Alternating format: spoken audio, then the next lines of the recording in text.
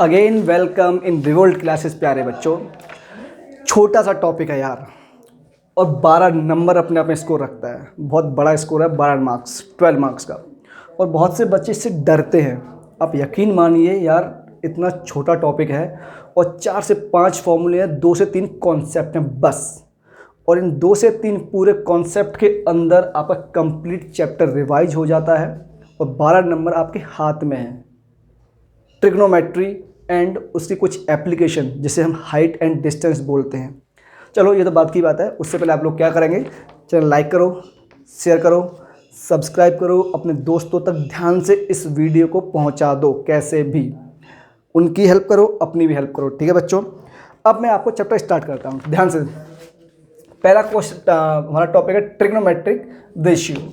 इसमें क्या करेंगे बच्चों, पहले मैं आपको थोड़ा एक रफली डायग्राम बनाता हूँ। मान लो ये हमारे पास एक डायग्राम है, क्योंकि आपके जो ट्रिग्नोमेट्री है इसमें बच्चों एक आपका राइट एंगल ट्रायंगल ही एप्लीकेबल है, ठीक है। तो जो राइट एंगल ट्रायंगल है उसके फ्रंट की साइड को हम लोग हाइपोटेनस बोलते हैं। अगर मैं इसको एंगल थीटा मान लेता हूँ तो इसके फ्रंट हमारे पास परपेंडिकुलर होगा और ये हमारे पास बेस होगा। ये सबको आता है, ठीक है।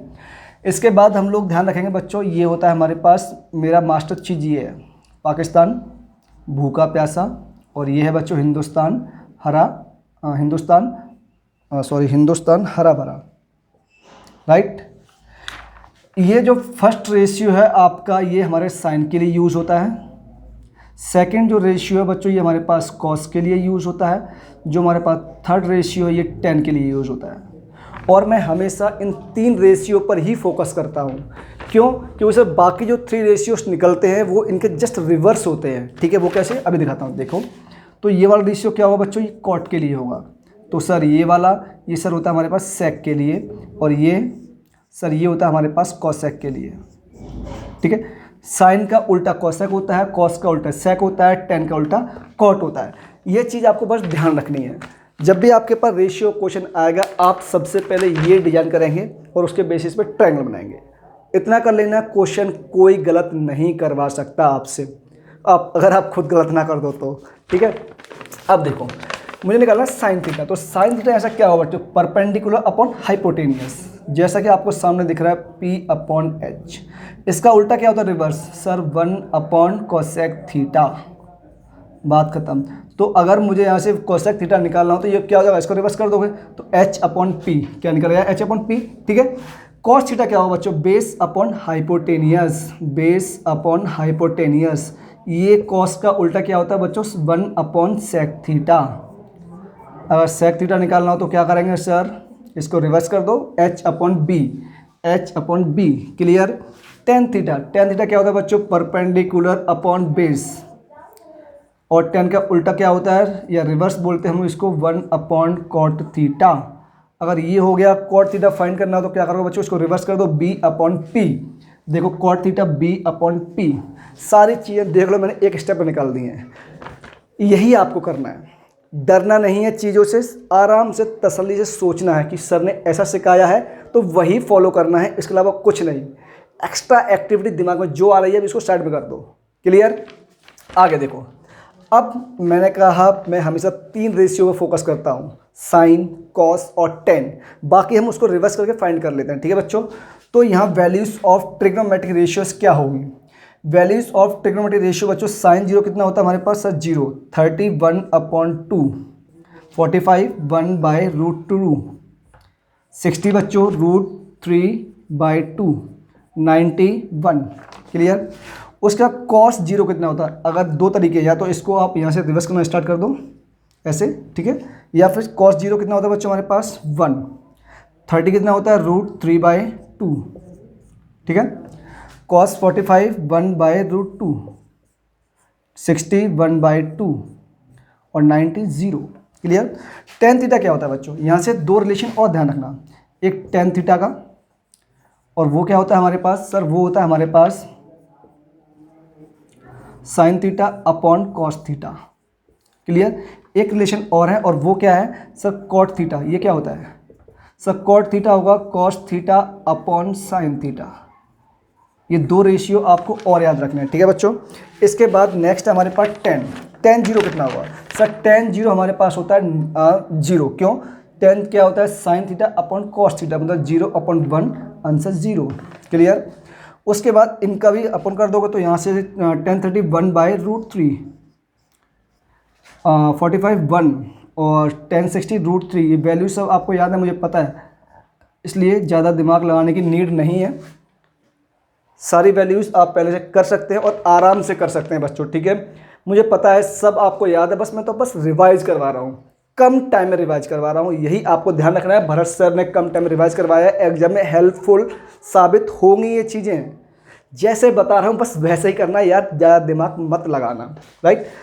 आगे देखो, ट्रिग्नोमेट्रिक आइडेंटिटीज़, मैं हमेशा 3 आइडेंटिटी फोकस करता हूँ। उसके बाद सब आपके मास्टर जी आपको पागल बनाते हैं, खुले आम बोल रहा हूँ, पागल बनाते हैं। आर.डी. शर्मा ने भी आपको पागल बनाया, कैसे देखो। तो 3 आइडेंटिटी कौन सी हैं? अगर मैं आपके यहाँ पे बच्चों ये बना दूँ एक राइट एंगल ट्राइंगल और मैंने नेमिंग कर दिया ABC, ये आपके पास क्या होता है H, इसे मैं थीटा मान लेता हूँ, तो ये P हो जाएगा और ये B हो जाएगा। यहाँ से क्या होता है हमारे पास H² इक्वल टू बच्चों P² प्लस B², मैं से इक्वेशन नंबर 1 बोल रहा हूँ, ठीक है। अगर इक्वेशन नंबर 1 के अंदर बच्चों मैं क्या करता हूँ, H² से डिवाइड कर देता हूँ, तो क्या बनेगा हमारे पास P/H² plus B/H² equal to 1।